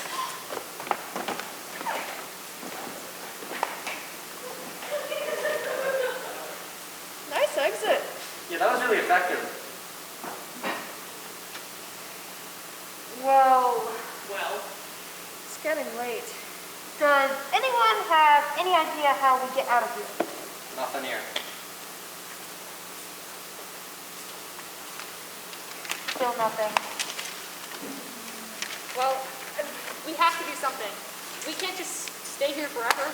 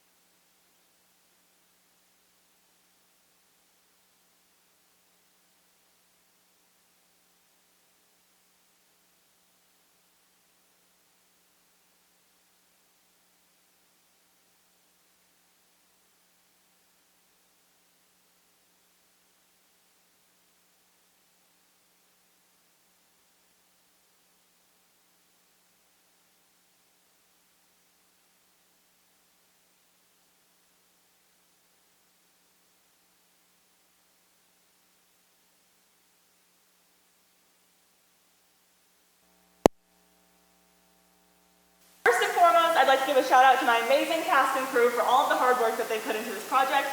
It's been a whirlwind and a lot has happened, but we made it, we're here, and we're gonna perform for you tonight, and it's going to be great. In particular, I'd like to give a shout out to Penelope Noza, who's up in the lighting booth right now. She has been a director in every way but title for this project, and I couldn't have done it without her. Secondly, just as a short warning, this project does involve a lot of satirical mockery of different subjects and groups. So please just know before we begin that everything we say in here and all of the acting we do is not reflective of the actual beliefs and opinions of our cast, and meant as a satirical mockery of censorship. With that said, we hope you enjoy our show.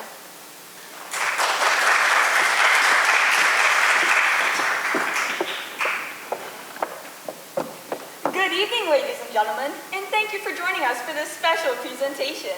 On this fine evening, we're going to introduce you to a product that's so useful, so marvelous, we guarantee you'll be satisfied, or your money back. That's right, Tom. Throughout the history of the world, mankind has yearned for one thing and one thing only, to perform classic plays at high schools. But more often than not, students and teachers are forced to settle.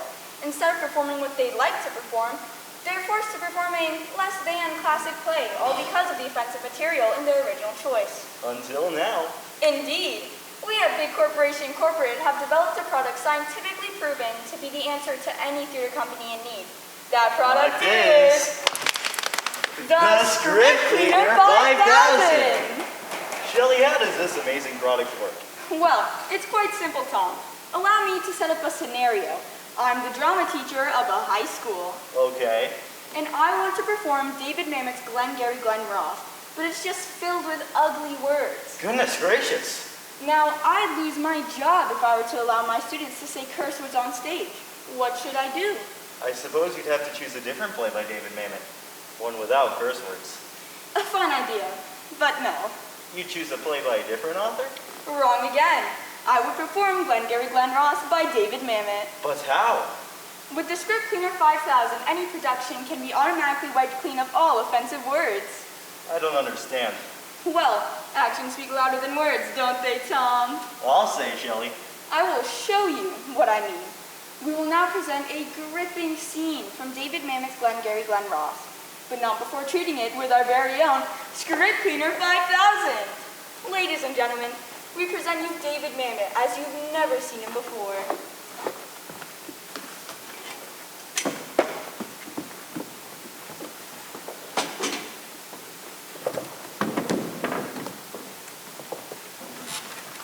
Ron, your papers went out to headquarters.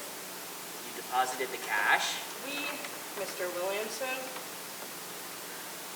Your cash was deposited last week, and we're completely covered no matter what. You deposited the cash? Not under my watch, no. Darn it all. Gee willikers, Ron. This was somebody's boo-boo. You poopy head, you, Mr. Williamson, you just wasted $8,000. What do you have to say to that, huh? $8,000 and one flipping Chrysler. What do you have to say to that, huh? What do you have to say to that? Jerky, jerky, jerk, jerk. You gosh darn piece of horsemanner. How'd this happen? You son of a gun. Son of a gun. Oh, wow, that was amazing. Oh, it only gets more amazing, Tom. The Script Cleaner 5000 doesn't just clean up language. It has hundreds of other uses. Hundreds? Tom, have you ever heard of William Shakespeare? No. Neither had I, until our researchers informed me he's some writer of local renown. But renown or no renown, we receive letters every day from customers telling us that this Shakespeare sometimes includes violence in his plays. Goodness me. My sentiments exactly, which is why the Script Cleaner 5000 was developed specifically to scrub away even the bloodiest of scenes. Take a look.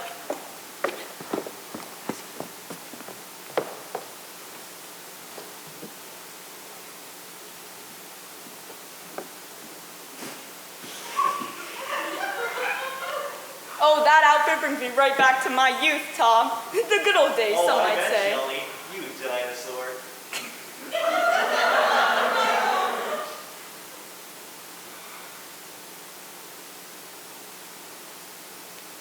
No, I used to be friends with Beethoven, Tom. I am sure you were, Shelley. Beethoven and Bach. I know, I'm very cultured people. Oh yeah. Not now, Shelley. Tom, how dare you stifle my creativity?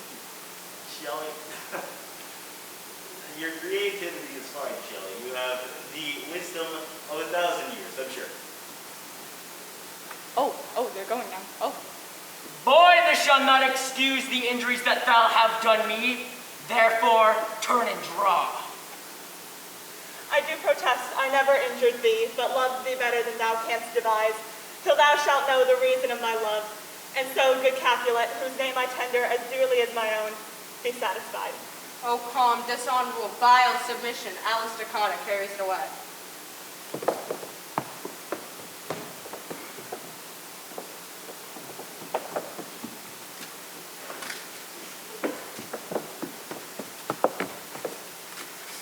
Tybalt, you rat catcher, will you walk?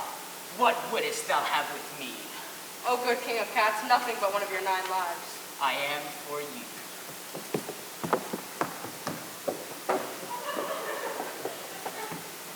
Gentle Mercutio, put thy rapier up. And they're off. Bullnoodle is striking Bullnoodle. They are fighting for their lives, I'm telling you people. I don't get paid. They're fighting. You're doing that. Tybalt ducks under the Bullnoodle like the pro that he is. They are fighting for their lives. Remember, this is life or death. Hold, Tybalt, good Mercutio. No! Romeo is taking Mercutio, and Tybalt is stabbed him with the Bullnoodle. Oh my goodness! This is crazy. Tybalt wins. A plague on both your houses. My, that was intense. It only gets better, Tom. It only gets much, much better. Well, let me ask you this, Shelley. Can the Script Cleaner 5000 do anything about a scene where the violence has already taken place off stage, but the audience is left with the bloody aftermath? As a matter of fact, yes. What I believe Tom is referring to is the classic play Medea, in which the title character enters with her 2 children, whom she just killed. Terrible, just terrible. I blame it on the video games. Now, if your town is anything like mine, audience members would riot in the streets if they saw a dead child on stage, let alone 2. The last thing your Grandma Blanche wants to see is a nasty case of onstage double infanticide. Don't tell me the Script Cleaner 5000 has a solution for onstage double infanticide, too. If I didn't tell you, Tom, I'd be withholding the truth. And lying is not what America is all about. America is about freedom and honesty and making sure that no one is ever offended by anything, ever. Which is why we will now show the American people just how the Script Cleaner 5000, by making a single tiny script modification, can turn Medea from an unacceptable piece of garbage into pure dramatic gold. Let's watch.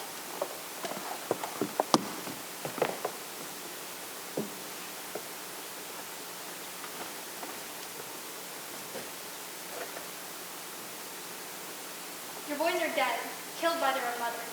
What? What are you saying? You have destroyed me. They're dead. You must focus your thoughts on that fact. Open the door and you will see them, your slaughtered children.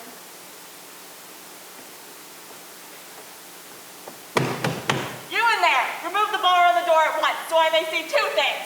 My dead sons and their murderer, that woman on whom I shall exact revenge.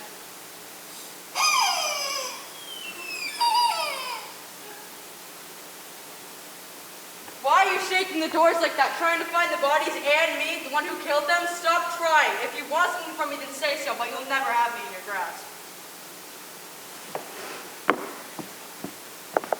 Incredible. Now, I know some of you out there may be thinking, but what if a member of my cast happens to be a vegetarian? That's exactly what I was thinking. Well, never fret, because the Script Cleaner 5000 is always a step ahead.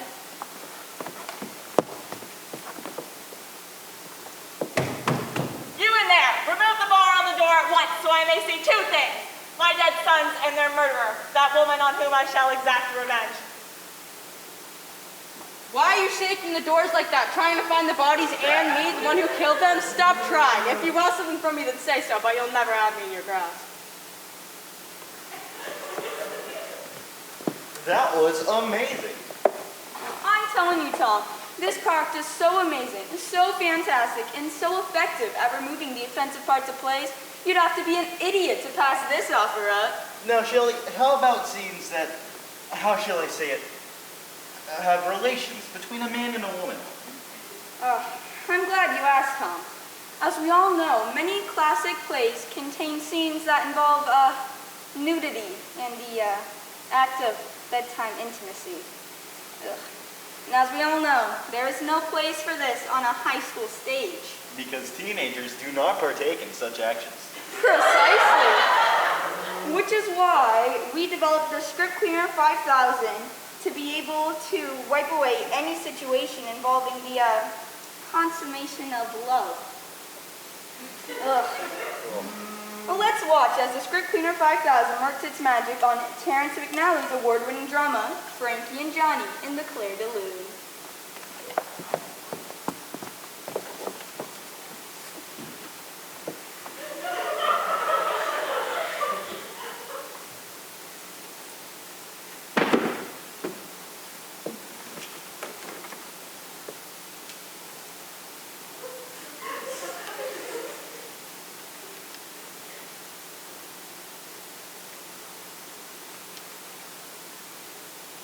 Oh, that's it.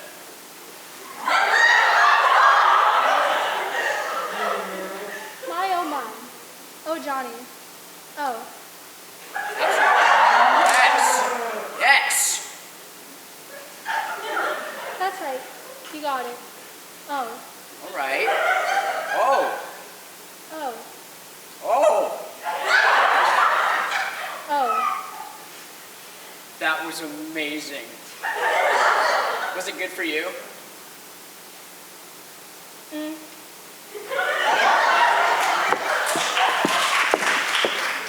That was fantastic. Shelley, you got stitches on your mouth or something? No, Tom, I'm just a bit confused here. Sorry, it's ancient brains, you get me. I was thinking the same thing. Well, that is the miracle of the Script Cleaner 5000, though, isn't it, Tom?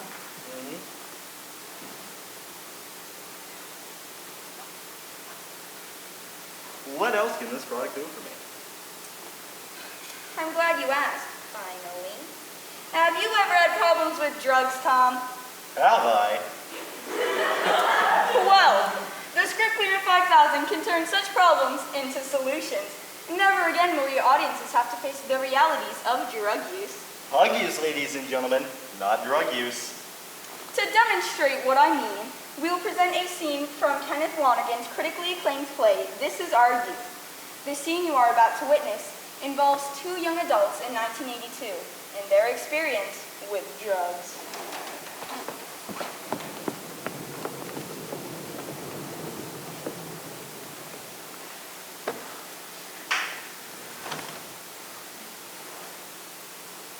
I can't believe you stole all that money from your dad. I know. What are you gonna do with it? I don't know. Man. Hey, listen, I got something. What you got? Some blow. Yeah? Is that any good? Yeah, it's good. All right, let's see it. Do the honors, my friend.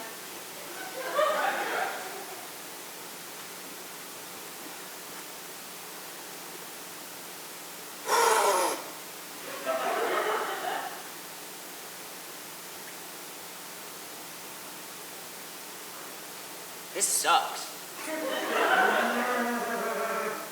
Shut up, man. What?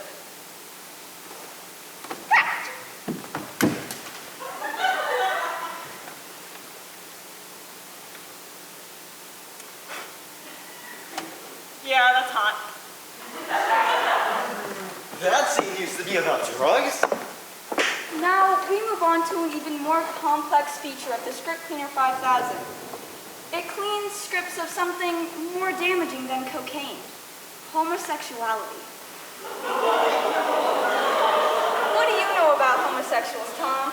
A great deal, Shelley. I have a very close friend who's homosexual. What's his name? I don't remember. Say, don't you have a homosexual coworker? That's right, Tom. How's that coming along? I tolerate her every day. Terrific. But next time you decide to put on a play with gay themes in it, your audiences won't even have to worry about tolerance. The Script Cleaner 5000 takes care of everything for you by automatically removing all homosexual characters from the script.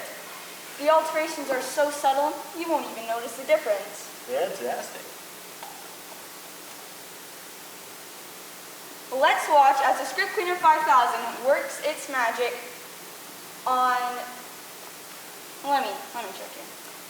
On Tony Kushner's Angels in America, turning it into something that everyone can enjoy. Take a look.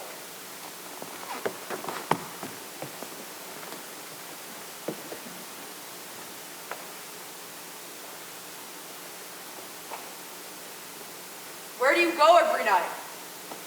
You heard me. Where do you go? Don't make me ask what I have to ask. Where do you go? Go.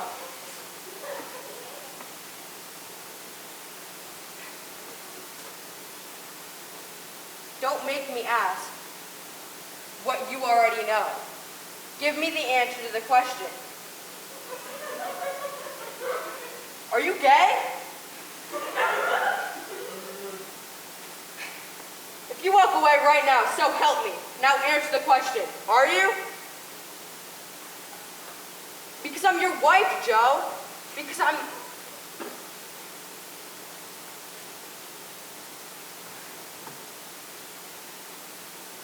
Stop it.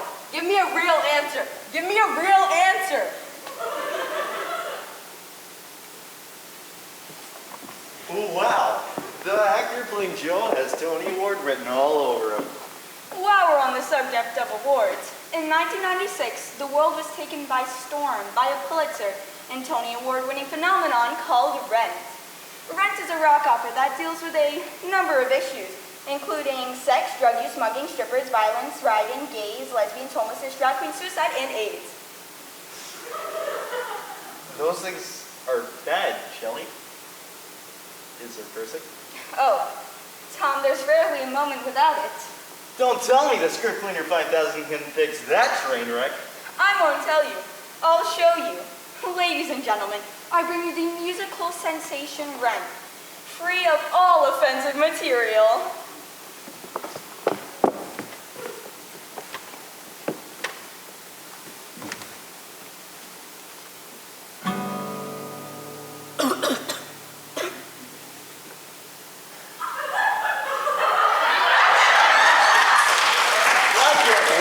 What happens next?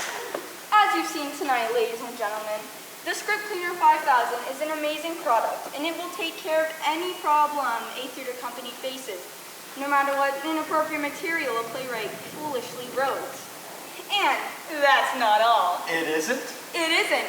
If you order within the next 5 minutes, we will include the Script Cleaner 5000's companion product, the Set Shrinker. On a tight budget, performing in a cafetorium? No problem. The Set Shrinker will scale down any elaborate set to size. Watch how seamlessly our product changes the famous falling chandelier moment from Andrew Lloyd Webber's musical enchantment, The Phantom of the Opera.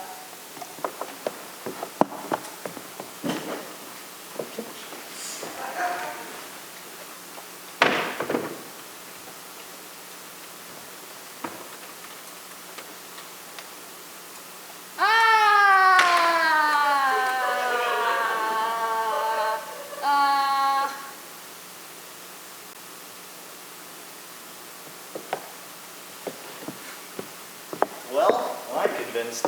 I hope all of America is too. I hope so too, Tom. I hope so too. Good night, America. God bless, but most of all, order now!